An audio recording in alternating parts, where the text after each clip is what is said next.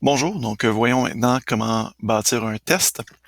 Donc, une évaluation à distance, de manière, ça peut être géré de manière synchrone asynchrone, au sens où on peut vraiment gérer ça pour dire l'examen commence à 10 heures, ça termine à midi, point final, ou on peut gérer le tout de manière plus asynchrone, c'est-à-dire, écoutez, moi, je vais vous donner 120 minutes pour faire l'examen, j'ouvre l'examen le lundi matin, je le ferme le lundi soir ou le vendredi soir, vous faites l'examen quand bon vous semble, vous avez 120 minutes pour le faire. Donc là, c'est géré de manière un petit peu plus asynchrone. Donc, je vous le montre un petit peu rapidement. En fait, je dis rapidement, mais c'est probablement un des tutoriels qui sera le plus long, puisqu'il y a beaucoup de détails dans le test, et je tiens vraiment à vous montrer le plus de pièges possible, ou le plus de choses qu'on peut oublier autant que possible. Donc voilà, pour ce qui est du test, on clique dessus, on a évidemment donc le résumé, on a également une chronique d'aide sur Moodle.org en français, et plus de détails évidemment par la suite en anglais si vous en avez besoin de plus. On ajoute donc l'activité test qu'on va intituler, qu'on peut venir décrire si on le souhaite. On peut intégrer là-dedans aussi des différentes ressources bénéfiques ou essentielles, sinon, pour votre examen. Ça peut être en PDF, en pièce jointe, ça peut être en vidéo, etc. Ça peut être en YouTube et autres. Donc, à vous de voir. Vous avez évidemment donc l'onglet temps. Vous pouvez gérer tous ces onglets en même temps ou seulement un seul si vous le souhaitez. Euh, Bref, c'est très flexible au sens où vous pouvez donc décider que c'est 120 minutes, il n'y a pas de problème, on dit 120 minutes. Dans ce cas-là, on peut aussi dire, est-ce que j'ai une date et une heure d'ouverture? Est-ce que j'ai une date et une heure de fermeture? Je peux avoir une date d'ouverture, mais aucune de fermeture. Et l'inverse également est vrai. Je peux le créer tout de suite en me disant, écoutez, moi, dès le moment où je vais le rendre visible, ce sera déjà ouvert. Par la suite, ben, par contre, vous aurez jusqu'à telle date, telle heure pour le terminer. Alors ça, c'est vous qui voyez ça. Donc, c'est vraiment propre à chacun. Ensuite de ça, la tentative, ça c'est très important parce que ça peut être une grande cause d'angoisse, d'anxiété pour nos étudiantes et étudiants. Donc, lorsque le temps est le choix, qu'est-ce qui arrive? Donc, il arrive quoi quand que ça finit, hein, au bout de 120 minutes. Il faut comprendre qu'à partir du moment qu'on met un temps disponible, il va apparaître un petit décompteur en haut à gauche pendant l'examen.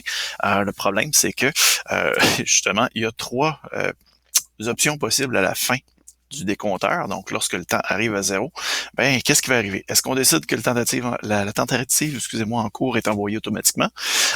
Ça peut être intéressant, quoique parfois peut-être anxiogène, mais quand même intéressant et sécuritaire, au sens où c'est envoyé directement. Par contre, l'étudiante va avoir tendance à se demander, oui, mais est-ce que c'est bel et bien parti? Donc, parce que justement, ça part automatiquement.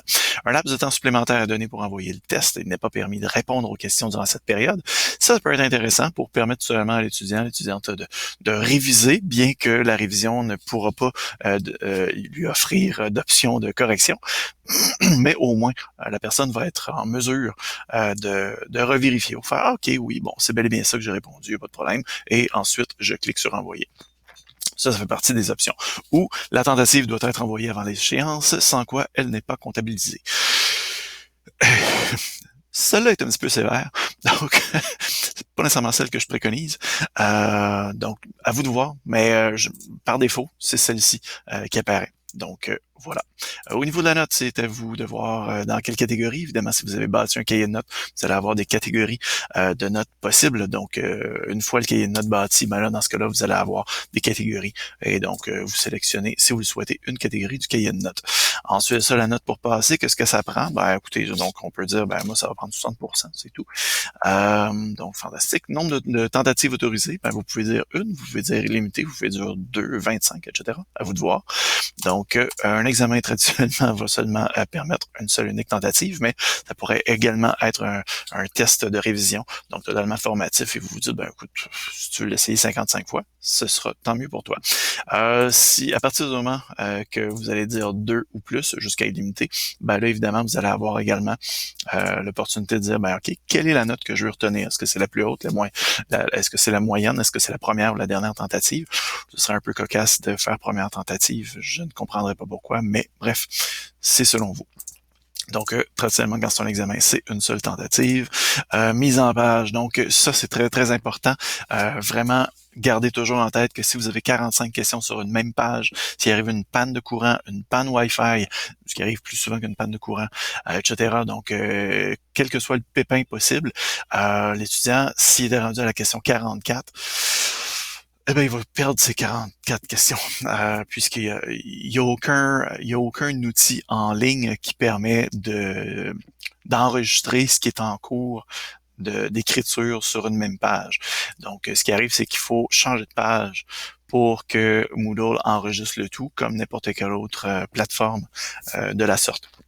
Ce qui fait que, au moins en disant, bon, écoute, j'ai une mise en situation, je vais avoir 5 questions, après ça, je passe à une autre, ben dans ce cas-là, ça va être pas mal mieux. Et au moins, si l'examen comporte 70 questions, ben au moins en lui offrant plusieurs pages, ça lui permettra donc, en changeant de page, d'enregistrer toutes les questions qui viennent juste d'être écrites. Pas les questions, les réponses qui viennent juste d'être écrites. Alors voilà. Personnellement, moi, pratico-pratique, j'aime ça, juste le laisser à chaque question. Comme ça, par la suite, quand je suis en train de faire mes questions, ben par la suite, je refusionne les questions sur une même page sans problème, mais au moins, je n'oublie pas de faire des sauts de page, ce qui est important. Comportement des questions, à savoir est-ce que je veux mélanger les éléments des questions. Par éléments des questions, on parle des choix de réponse, par exemple. Donc, les gens aiment bien généralement que oui. Pour mélanger les questions elles-mêmes, l'ordre des questions, ben là, dans ce cas-là, on va voir ça dans l'édition de l'examen.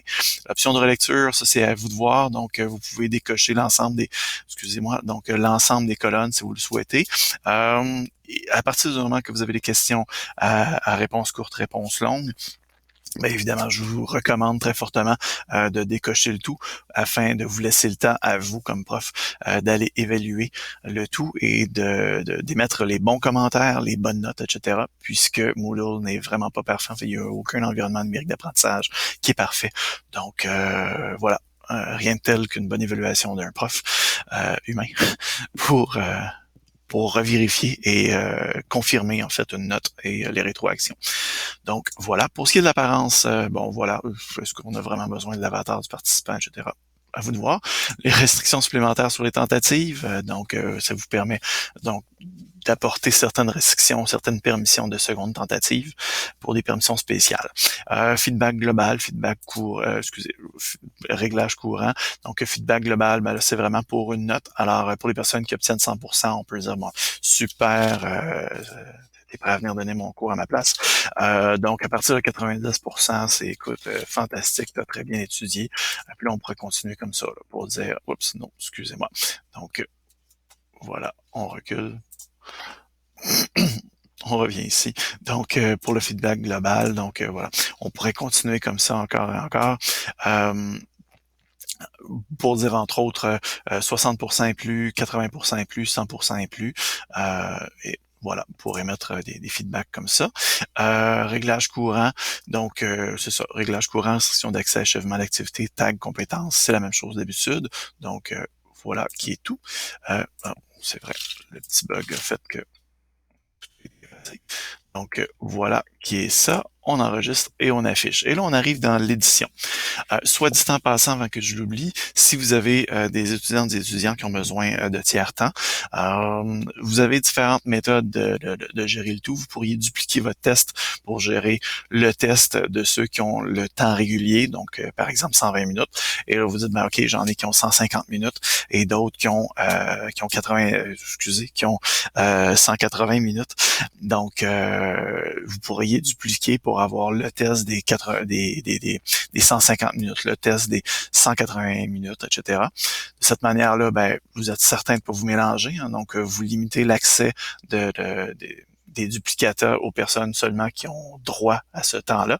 Ou sinon, vous allez venir gérer dans l'administration du test, donc bloc administration du test, vous avez dérogation d'utilisateur.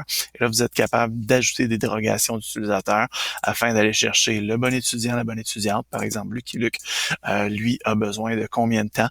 Alors, là, je peux dire, ben, Lucky Luke, ton test peut commencer à telle heure, va finir à telle heure, mais toi, sincèrement, pour le concret de la chose, c'est surtout ça qui serait important. Toi, tu vas avoir droit à tes 180 minutes.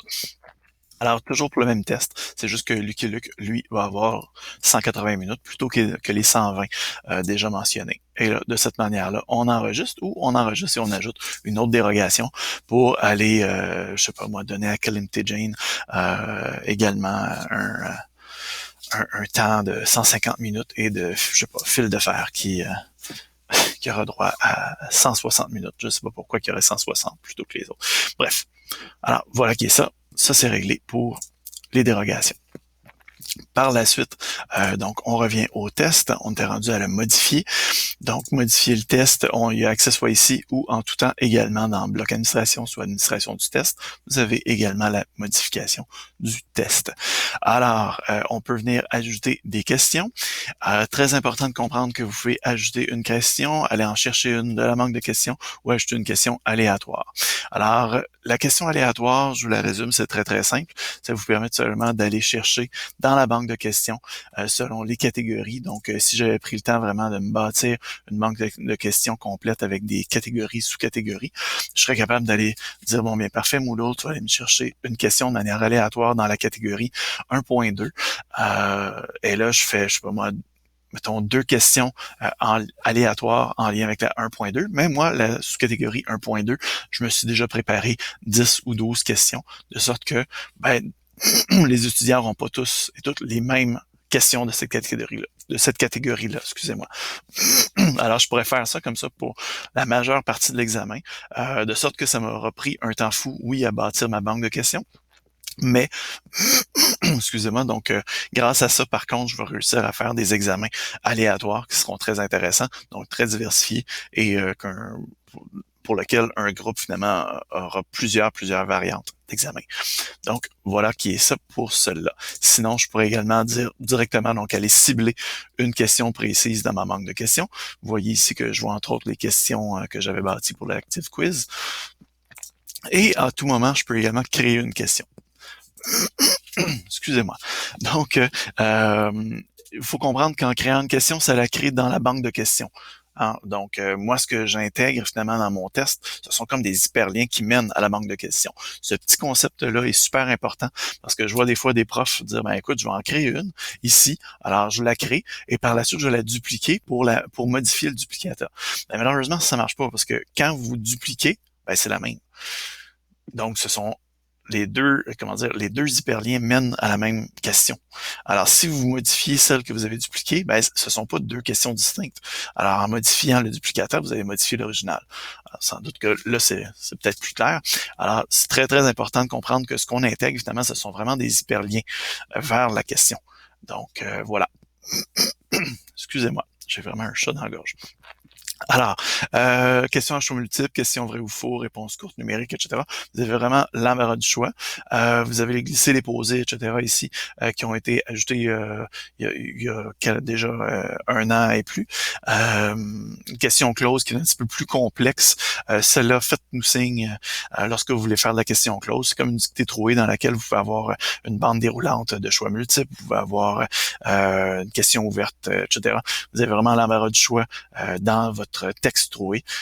Ça peut être intéressant, entre autres dans des mises en situation, des mises en situation qui pourraient vous offrir des belles opportunités, mais c'est juste que c'est plus complexe à programmer, puisque là, on rentre vraiment dans des codes, parenthèses, accolades, etc. Donc, c'est plus complexe. Voilà, donc vous avez vraiment l'embarras du choix. Alors, vous créez votre question, pas de problème. Alors, même chose d'habitude, ne jamais oublier, ne jamais numéroter dans le nom de la question, puisque Moodle numérote par lui-même.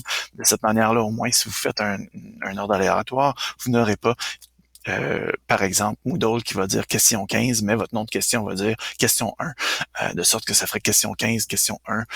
Ça viendrait mélangeant pour les étudiants et les étudiants. Alors, le libellé de la question, la note par défaut de la question, on peut dire non, celle-là va compter pour 5 points. Rétroaction générale, est-ce que je veux faire émettre une rétroaction générale? J'ai pris une vraie ou faux. Donc, quelle est la bonne réponse? Disons que c'est vrai. Voici l'explication pourquoi c'est vrai. Voici l'explication si tu as répondu faux. Par la suite, est-ce que j'accepte les tentatives multiples, les tags, etc. Je peux enregistrer les modifications et continuer ou directement enregistrer les changements. Donc, à partir du moment que je crée plus d'une question, parce qu'on va évidemment faire ça comme ça, je l'intitule, le libellé. Évidemment, donc le titre, je vous rappelle que ça peut être tout simplement juste le nom de la notion que vous évaluez. Ensuite, ça, la rétroaction générale.